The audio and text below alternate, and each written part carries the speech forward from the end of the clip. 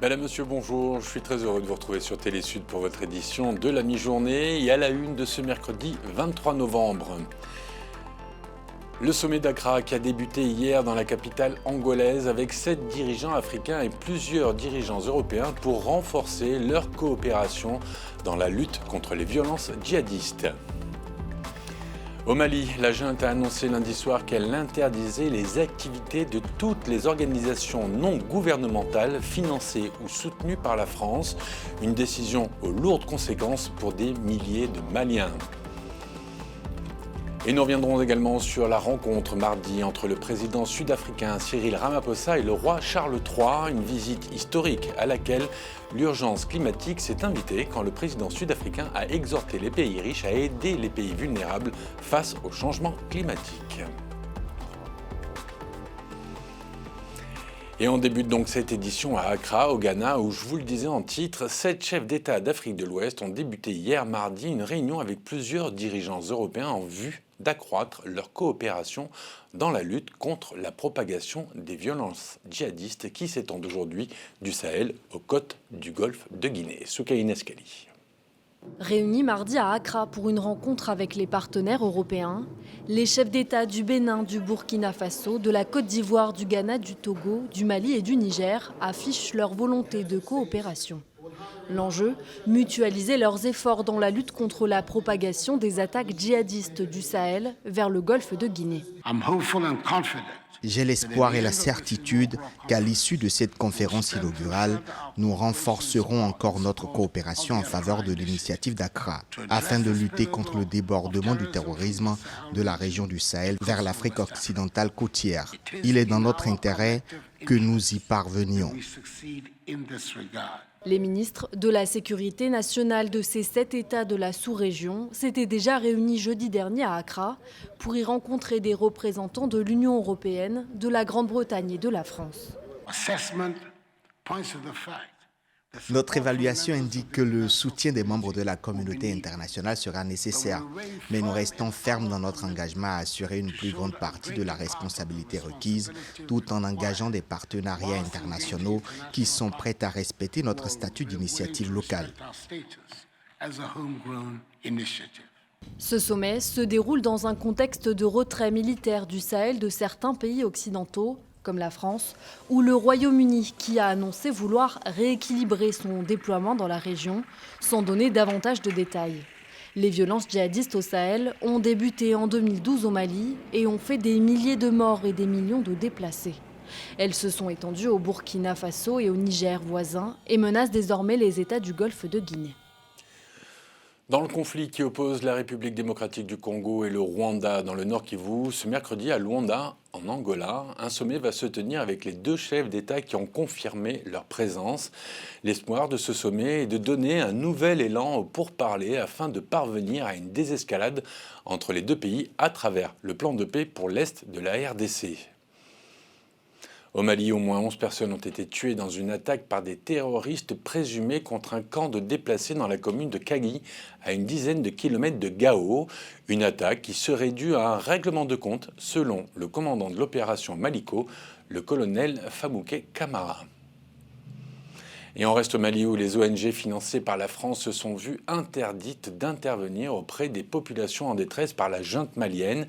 Une décision incompréhensible pour les humanitaires qui se disent sidérés et en colère de voir l'aide publique française instrumentalisée de la sorte au détriment des populations qui, une fois de plus, vont payer le prix fort des tensions entre Paris et Bamako. Aymeric Troignon. C'est d'abord la France qui a décidé de suspendre son aide au développement au Mali. Raison invoquée, le recours de Bamako au sulfureux groupe de mercenaires russes Wagner. En réponse à la décision française, la junte au pouvoir au Mali a annoncé lundi l'interdiction des activités des organisations et associations financées par Paris, y compris celles opérant dans l'humanitaire. Une annonce que déplorent les ONG françaises intervenant au Mali. Nous avons un sentiment de sidération et de colère de voir l'aide publique française instrumentalisée et les ONG françaises prises malgré elles dans ces jeux de relations diplomatiques. Au lendemain de l'annonce de l'interdiction des activités des ONG financées par la France, dans les rues de Bamako, les commentaires vont bon train. La décision des autorités du pays est favorablement accueillie par une bonne partie de la population qui estime que le Mali n'a pas besoin de l'aide au développement de la France. Que ce soit son départ, que ce soit le retrait, que ce soit tout ce qu'il fait comme aide ou bien subvention au Mali, le Mali peut en faire autant. Nous avons des ressources, nous avons l'agriculture, nous avons tout ce que nous avons besoin. Il suffit qu'on se donne la main pour vraiment avoir ce que nous voulons. C'est tout. Pourtant, selon un collectif d'ONG françaises, plus de 7,5 millions de Maliens ont besoin d'aide humanitaire, soit 35% de la population. Faux, affirme ce Bamakois, pour lui le Mali se suffit à lui-même. Au contraire, c'est nous qui aidons la France. Elle n'aide aucune aide ici. Je me demande dans quel secteur la France aide le Mali. Pas seulement ces ONG, qu'elles-mêmes n'y mettent plus les pieds. On est autonome. Mais pour les partis d'opposition au Mali, la décision des autorités de la junte au pouvoir ne pénalise pas la France, mais plutôt la population malienne, déjà fragilisée par une situation sécuritaire en pleine dégradation et une économie fragile. À Paris, les ONG concernées par la décision de Bamako s'inquiètent et se désolent des conséquences de la détérioration des relations entre Bamako et Paris sur la population malienne. Amnesty International a appelé ce mercredi l'Union africaine à prendre des mesures sur la mise en place d'un tribunal pour juger les atrocités commises pendant la sanglante guerre civile au Soudan du Sud entre 2013 et 2018. Des mesures qui auraient déjà dû être mises en place suite à l'accord de paix de 2015. Et après la COP27, qui une nouvelle fois s'est terminée avec un accord en demi-teinte, le président sud-africain Cyril Ramaphosa a exhorté mardi les pays riches à aider les pays vulnérables face au changement climatique lors d'une visite d'État en grande pompe à Londres, la première pour le roi Charles III depuis son accession au trône. Valentine Exantus. Devant les parlementaires britanniques, Cyril Ramaphosa, en visite d'État en Grande-Bretagne, s'est fait le porte-parole du continent en matière de climat. En s'appuyant sur l'accord pour créer un fonds au profit des pays pauvres, conclu samedi à la COP27, le président sud-africain a insisté sur la nécessité de voir cet accord se traduire en monnaie sonnante et trébuchante. Les nations les plus industrialisées du monde ont donc la responsabilité de fournir des ressources substantielles aux pays à faible et moyen revenus pour financer leurs actions en faveur du climat. Et cela ne doit pas être considéré comme de la charité. Cyril Ramaphosa va plus loin. Le dirigeant sud-africain considère que l'aide des pays riches n'est qu'une compensation pour le mal qui a été fait et le mal à venir. Une compensation aussi pour les économies en développement. Soucieux de l'avenir climatique de l'Afrique, Cyril Ramaphosa appelle le Royaume-Uni à prendre position. Nous attendons du Royaume-Uni qu'il élève la voix en faveur d'organes internationaux plus représentatifs et plus inclusifs, notamment le Conseil de sécurité des Nations Unies et les institutions financières mondiales. Ces organes doivent être mieux équipés pour répondre aux besoins des pays dont l'économie est en développement. Ce mercredi, le président sud-africain et le Premier ministre britannique, Rishi Sunak, vont s'entretenir. Ils évoquent tous deux le développement d'infrastructures en Afrique du Sud et notamment un nouveau partenariat sur les minerais utilisés dans les technologies contribuant à la lutte contre le changement climatique. L'Allemagne qui va retirer ses troupes du Mali d'ici 2024. Une fusillade aux États-Unis qui fait plusieurs morts dans un supermarché Walmart et 2 explosions à Jérusalem qui ont fait 1 mort et une quinzaine de blessés. C'est le reste de l'actualité préparée pour vous par Lorraine Babou et Noël Ndong. L'Allemagne a annoncé mardi le retrait de ses 1400 soldats de la mission de l'ONU au Mali d'ici mai 2024, ce qui met fin à leur engagement au sein de la MINUSMA. Cette décision accroît l'incertitude sur l'avenir de ce dispositif onusien. Le projet de retrait des troupes allemandes a été soumis au Bundestag afin que cette opération prenne fin de manière structurée. En attendant, le Parlement allemand devrait prolonger pour une dernière année la présence de ces troupes au sein de la MINUSMA. Mais en mai 2024, cette mission devrait s'achever après 10 ans dans le pays. Une fusillade dans un supermarché Walmart en Virginie, dans l'est des États-Unis, a fait plusieurs morts mardi soir. Le tireur serait l'unique suspect. Il a d'ailleurs été tué. Le nombre exact des victimes n'a pas été officiellement annoncé, mais selon la police, la fusillade aurait fait au moins 10 morts. Cette nouvelle tragédie a lieu à la veille de Thanksgiving, une fête traditionnelle américaine qui se tiendra jeudi. Les États-Unis sont régulièrement le théâtre de tueries de masse et d'autres violences par armes à feu. Selon le site Gun Violence Archive, plus de 600 fusillades de masse ont eu lieu depuis le début de l'année.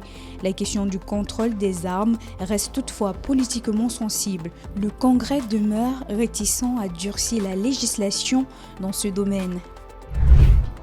2 explosions dans des stations de bus ont fait au moins un mort et une quinzaine de blessés ce mercredi à Jérusalem. La première explosion à un arrêt de bus à la sortie de Jérusalem a fait 12 blessés, dont 4 grièvement, et une seconde à une autre station a démoli un autocar et fait 3 blessés. La police israélienne a qualifié ces 2 explosions d'attaques combinées. Sans revendiquer les attaques, le mouvement islamiste palestinien Hamas les a salués. Le Premier ministre israélien Yair Lapid doit tenir une réunion d'urgence avec les chefs des services de sécurité à la mi-journée à Tel Aviv. Il est l'heure maintenant d'ouvrir notre page du mondial.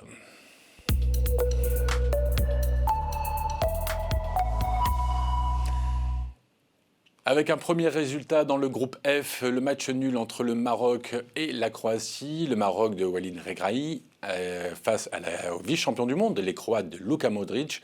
Le score donc 0-0.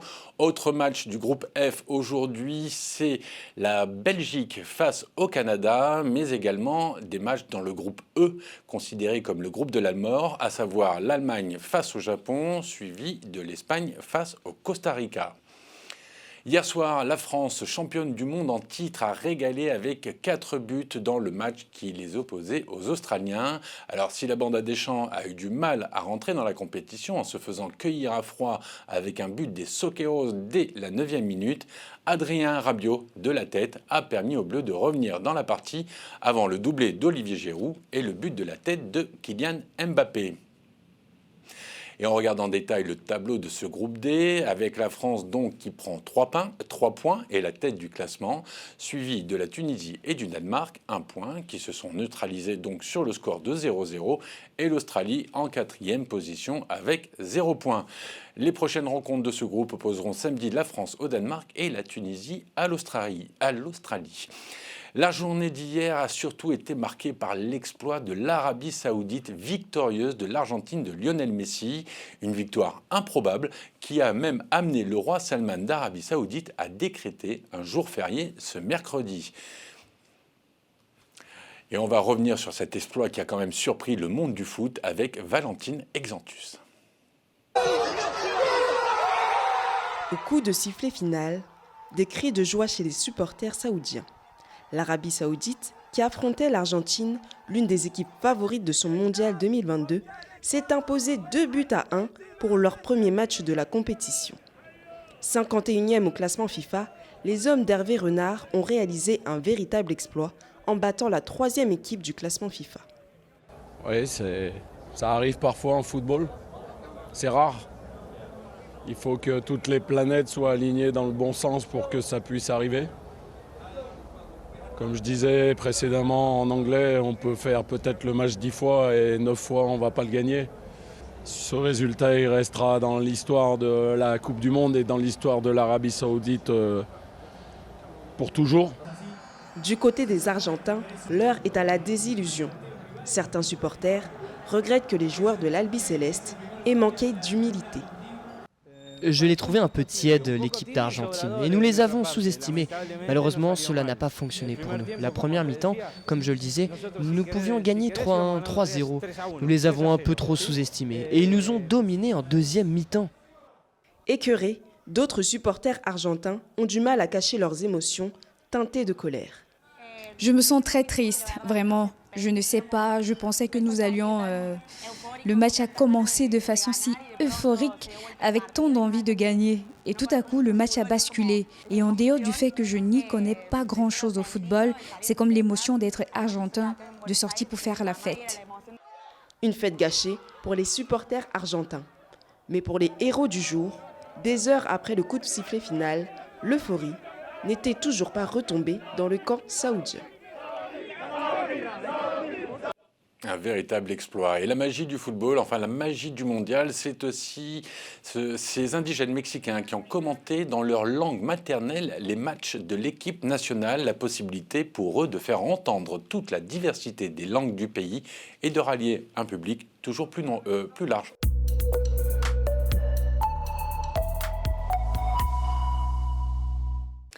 Et avant de terminer cette édition, je vous emmène au Burundi où les responsables des parcs nationaux impliquent de plus en plus les riverains dans la protection de ces sites, comme dans le parc national de la Ruzizi, situé à la frontière burundo-congolaise, où notre correspondant local s'est rendu.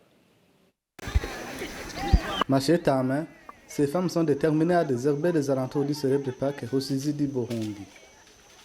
Leur objectif, participer à la protection de ce patrimoine national.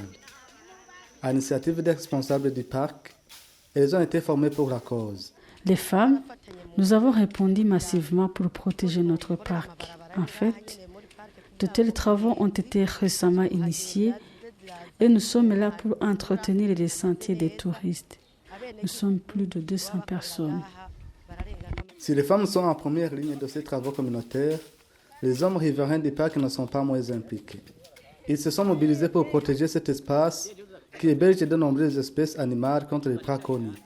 Nous protégeons ce parc et ses animaux aussi. Avec notre présence, aucun animal ne peut être attaqué. Lors des inondations, inhabitués à beaucoup d'eau, les antilopes sortaient du parc et se retrouvaient dans les ménages. Nous les avons protégés, récupérés et remis aux responsables du parc qui les ont conduits dans la partie par mêlée qui n'était pas inondée. Depuis quelques mois, chaque semaine, ils sont des centaines, hommes et femmes, à s'occuper de la propriété de cet espace pour offrir un meilleur cadre de vie aux espèces animales et végétales du parc. Un engagement qui vient faciliter la tâche aux responsables de ce parc national. La population a tendance à venir chercher tant de ressources naturelles dans les parcs, dans les aires protégées. Mais en les impliquant, on essaie de chercher des ressources naturelles qui sont renouvelables, que la population puisse bénéficier. Comme ça, quand elle bénéficie de ces ressources.